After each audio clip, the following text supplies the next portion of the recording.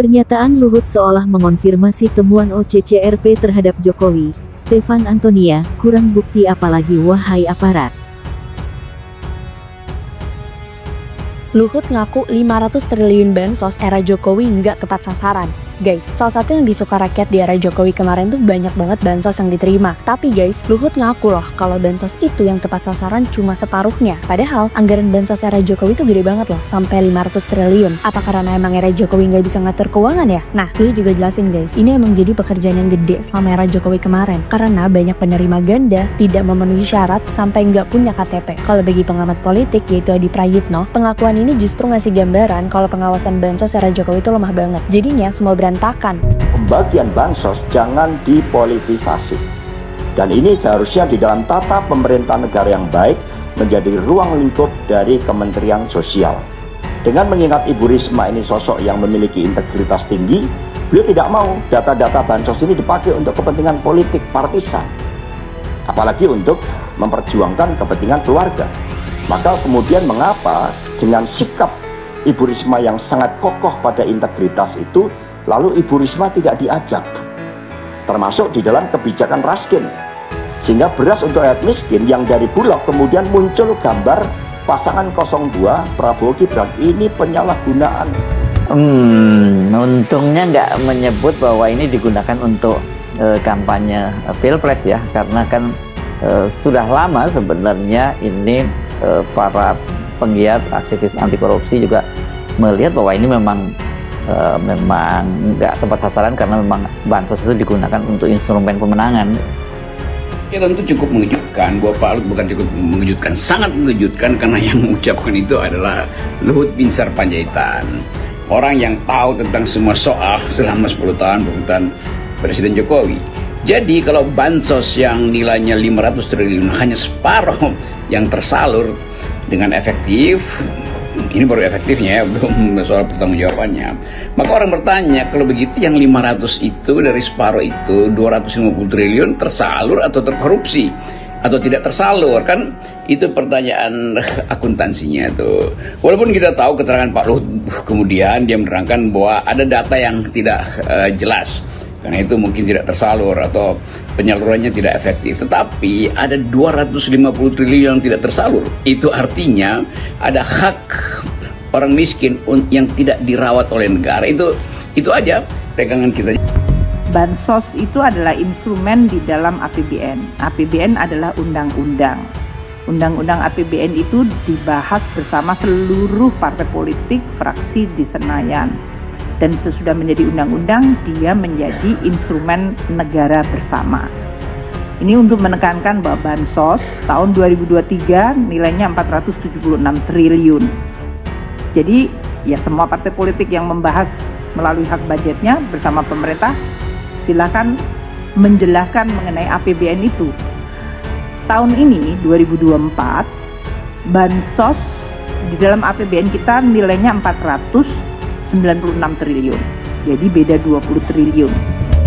Kemudian pemerintah juga telah memutuskan dengan program bantuan pangan, di mana bantuan pangan beras sampai bulan Juni sebesar 10 kg, dan bantuan langsung tunai dengan judul mitigasi resiko pangan untuk 3 bulan, dan itu akan dievaluasi 3 bulan lagi, dan 3 bulan pertama diberikan nanti sekitar bulan Februari, yang besarnya 200.000 per bulan. Ini menggantikan program El Nino yang tahun kemarin diberikan di akhir tahun sebesar 200.000 per bulan juga, pada waktu itu selama 2 bulan ataupun 400.000.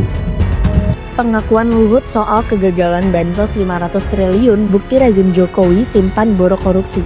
Guys, hampir semua pihak kaget dengan pengakuan Luhut Binsar Panjaitan kalau dari 500 triliun bansos cuma separuhnya aja yang tepat sasaran. Ini membuktikan pengawasan era Jokowi itu jelek dan ngebuka tabir korupsi yang rugiin keuangan negara. Hal ini dijelasin sama pengamat politik Rocky Gerung. Bagi Rocky, bansos 500 triliun itu malah jadi bancakan politik guys, yang rugi negara. Rocky minta data yang dipakai bansos era Jokowi itu harus dibuka. Apakah semua data itu asli atau malah ada yang fiktif dan hasilnya dipakai buat bancakan?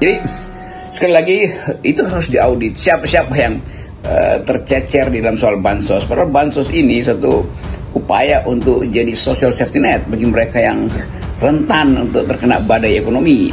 Jadi kelihatannya itu yang jadi kunci untuk meminta semacam keterangan lebih jauh dari mereka yang bertanggung jawab, tentu Menteri Sosial, Menteri macam-macam lah, sampai ke daerah. Kenapa atau mengapa ada dana 250 triliun yang adalah hak rakyat miskin itu tidak tereksekusi itu. Nah, pertanyaannya tentu secara teknis bukan sekedar datanya yang tidak memadai, itu pun satu soal, kenapa datanya tidak diperbarui terus. Jadi tetap pemerintah hari ini, pemerintah kemarin, yaitu Presiden Mulia Jokowi juga bertanggung jawab. Pegiat media sosial, Stefan Antonio menyoroti pernyataan Ketua Dewan Ekonomi Nasional dan Luhut Binsar Panjaitan. Menurutnya, pernyataan Luhut Binsar Panjaitan tersebut seolah mengonfirmasi Presiden ke-7 Indonesia, Joko Widodo, Jokowi, masuk dalam daftar finalis tokoh dunia kategori kejahatan terorganisasi dan korupsi tahun 2024 versi Organized Crime and Corruption Reporting Project (OCCRP). Dalam temuan OCCRP menyebut ada sekitar 250 triliun bantuan sosial (bansos) yang tidak diterima oleh orang yang berhak. Temuan OCCRP seolah dikonfirmasi Opung Luhut. 250 triliun bansos gak diterima oleh yang berhak, kata Stefan Antonio. Stefan Antonio pun dengan tegas mengatakan Jokowi Widodo memang harus segera diadili. Inilah sebabnya Jokowi sudah harus diadili, ujar Stefan Antonio. Alasan kuat Jokowi harus segera diadili karena masalah bansos ini, apalagi dalam kegiatan tersebut ia diketahui tidak mengajak Kementerian Sosial. Gimana enggak? Bansos itu urusan Kementerian Sosial. Tapi urusan bansos kemarin, Jokowi bisa-bisanya gak ajak Kementerian Sosial dalam urusan penyaluran bansos, jelasnya. Ini yang jadi bukti kuat Jokowi harus segera diadili. Dan pihak-pihak berwenang diharap olehnya bisa segera bertindak. Kurang bukti apalagi wahai aparat penegak hukum @KPK_RI Kejaksaan RI Divhumas _Polri. Kapan kalian mau mulai usut Jokowi, terangnya.